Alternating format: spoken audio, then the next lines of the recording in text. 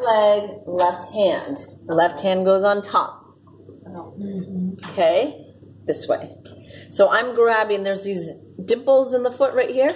Okay, I'm essentially grabbing those dimples, those divots. What bone am I grabbing? Talus, right? So I'm grabbing the talus.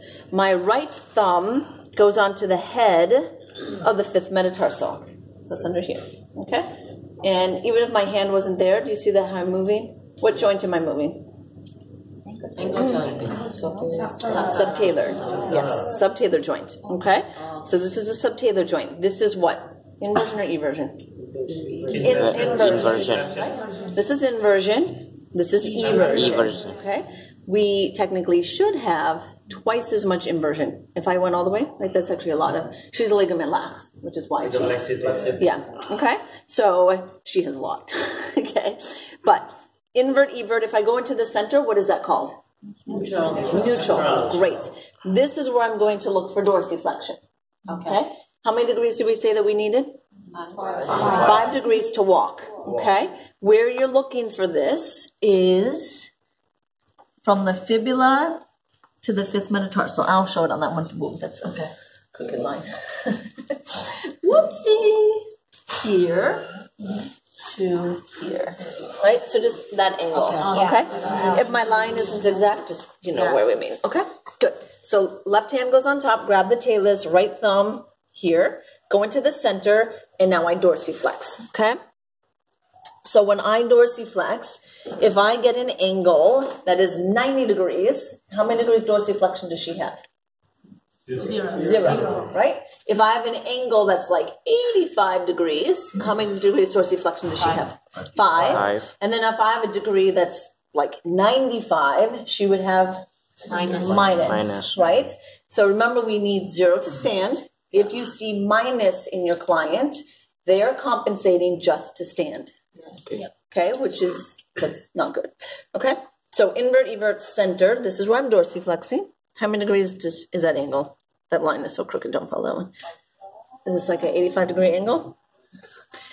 Yes. Okay, so what you're looking at, I'm just taking someone's book, is this is the ground, right? The more I go this way, right? So that would be the 5 degrees, or this would be the 85 degrees. Does that make sense? Okay, so that's how you're looking at it.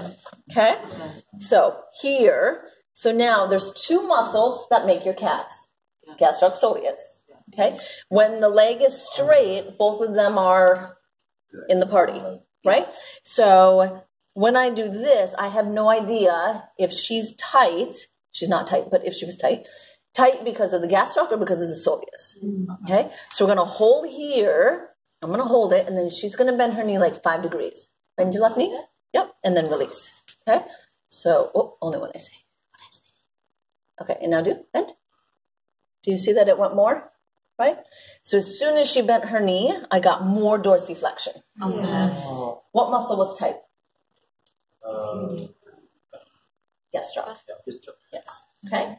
If the leg is straight and you have this much dorsiflexion and she bends the knee and she has more dorsiflexion, what was limiting it was the gastroc. Okay? So then if that was your client, you would say, focus on the gastroc, right? You don't have to release the whole, just gastroc. Okay? Make sense? Okay, good. So that was subtalar joint, ankle, and bending the knee. Okay? So now we do the same thing on this side. Okay? Right leg, right hand goes on top. I'm grabbing the talus.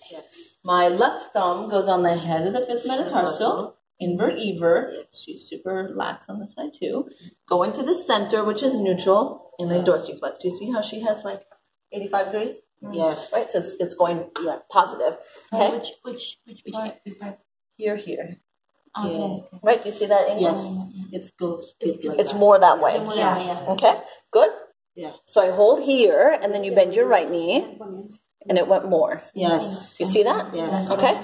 So her gastroc was limiting her on both sides. Yes. Her gastroc is tighter than her soleus. Okay. Okay? Good. So then if we go, so we just do here. Now, first ray, just so you get in the habit of moving this on your, so you know that it's there. Yeah. This is first ray. This is the big toe. Yeah. Okay? if the big toe, if you do this and it doesn't move on your client, there's no way they're going to be able to lunge. Or do push-ups. Or do a plank. Right? Makes sense? Right? Planks, push-ups, you have to. They shouldn't be doing those if they can't do this. Because that's the position that your foot is in when you do a lunge and a plank and a push-up, and right? So you'd want to be very careful with that. Okay? Good. So this is first ray, big toe. Okay? Can we do like a comparison so we can see? Yes. Okay? So that was ankle, subtalar joint, bend knee, first ray, big toe. Yes. Both sides. And I just want to be awesome at that. Okay? And then we move on from there. Okay? So we do one more person so you can see. Is there someone, we'll do a male.